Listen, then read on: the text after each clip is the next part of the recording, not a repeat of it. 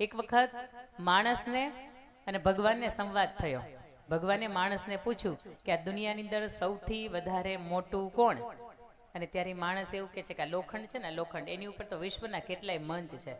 બાપુની કથા હોય, ભાગવત પારાયણ હોય, રામકથા હોય, શિવ કથા હોય, મહાદેવની કથા, અલગ અલગ કેટલાય બધા કાર્યક્રમો આવી રીતે આ સ્ટીલની કે લોખંડની કે ફ્રેમ છે ને એની ઉપર થાય. એટલે લોખંડ છે ને એ સૌથી વધારે ભાર ઝીલે.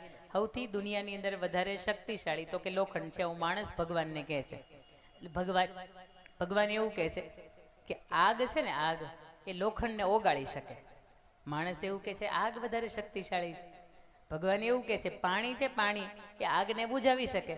માણસ એવું કહે છે પાણી છે વધારે એ શક્તિશાળી છે. ભગવાન એવું કહે છે કે સૂર્યનારાયણનો તાપ છે એ પાણીનું બાષ્પીભવન કરીને હતું નહોતું કરી નાખે.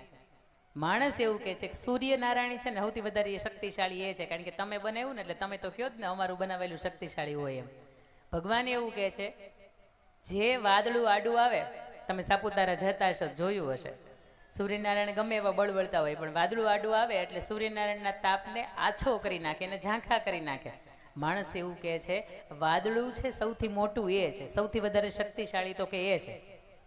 ભગવાન એવું કહે છે પવનનો જે બરાબરનો ઝોકો આવે એટલે વાદળાનું ગઠબંધન અહીંયા થયું હોય અહીંથી ઉઠાવી દે એટલે કે ઉઠીને ક્યાંય મૂકી આવે.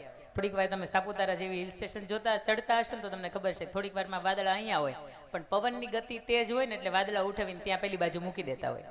એટલે માણસ એવું કહે છે પવન વધારે શક્તિશાળી છે, જોજો અટકશે ક્યાંય. ભગવાન એવું કહે છે એ પવન ગમે એવો જોરદારનો ફૂંકાતો હોય, તમે દરવાજો આમ કરી આમ તું બંધ કરી દે એટલે બંધ થઈ જાય કે નહીં? માણસને એમ થાય કે હા આપણી વાત આવતી લાગે છે. એટલે માણસ કે હા બરોબર છે, બંધ થઈ જાય. એટલે એ હવા હોય કે એને તું ફુગામ ભરી દે કે નહીં? માણસ એમ કે આમ તરત આમ મૂળ હોતી ને એની ઉપર વળ ચડાવ્યો કે હા ભગવાન તમે એવું કહેવા માંગો છો હું વધારે શક્તિશાળી છું? એટલે ભગવાન એમ કે હવે તું સમજો. એટલે માણસ આમ અંદરથી આમ કોલર બોલર ઊંચો કરે ને આમ વ્યવસ્થિત ઊભો થઈ જાય ને કે ભગવાન સૌથી વધારે શક્તિશાળી હું છું. અને ત્યારે ભગવાન એને પૂછે છે, સમજજો આ વાત ઉપર ધ્યાન આપવા જેવું છે. એ માણસને એવું કહે છે કે તું ઘરની બહાર નીકળીને ચપ્પલ પહેરીને હાલતો થાય ને, બૂટ પહેરીને તું હાલતો થાય ને એટલે 50 જણા તને પૂછીને કામ કરતા હોય.